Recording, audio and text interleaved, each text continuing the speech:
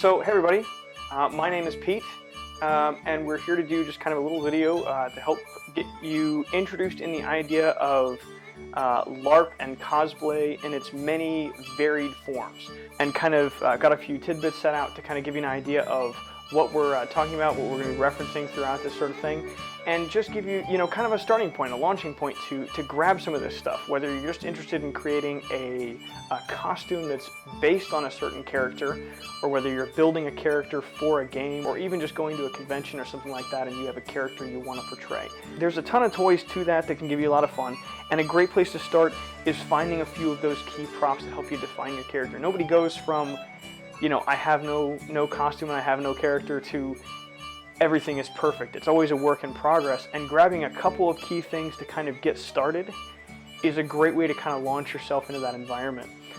A couple of fun things to begin with, of course, would be, grabbing a few weapons. Most of these ones I've got laid out here on the table are all LARP weapons.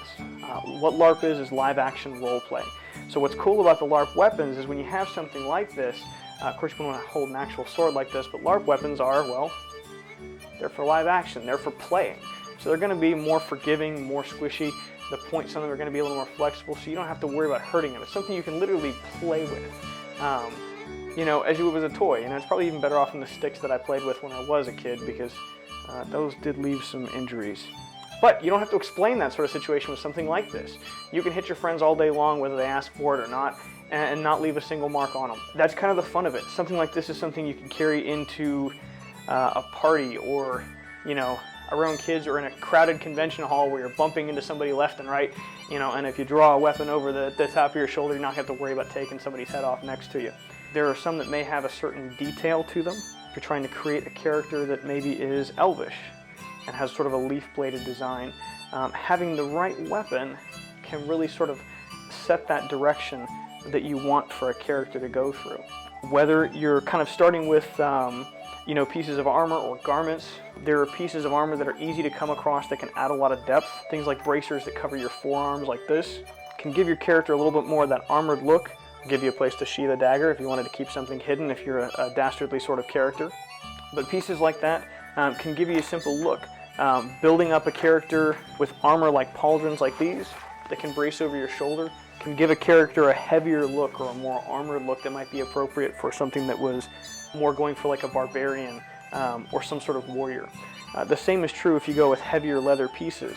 Typically the heavier the piece or the broader the piece, the more of that armored look that it's going to create for a character. Whereas if you take something more of a cloth piece or more of a garment piece, you can create the idea of your character being more subtle, more stealthy, a rogue or a thief or something like that. Or even, if the game you're going to play involves it, even a mage or a caster of some sort that maybe wouldn't carry the heavier weapons. And that can really kind of take you in the right direction without having to spend an enormous amount of cost on actually fabricating, genuine armor and weapons and things like that. Unfortunately, we don't have all the Weta workshop in our basement. If you do, please respond to this video, make a comment, I'll get in contact with you later on. And whether it's a weapon or a shield, typically these are going to be really lightweight pieces that are just easy to work with and easy to carry around, so you can wear your cosplay or portray your character for as long as you want without getting worn out by actual armor. And well, the beauty of it is you can pick whatever you want, fill in whatever you need, or quite frankly, go as big as you want. Sorry, got distracted. We do hope to do some videos in the future, and if you like the video, go ahead and like, share it, subscribe. We'd appreciate it. And thanks for watching.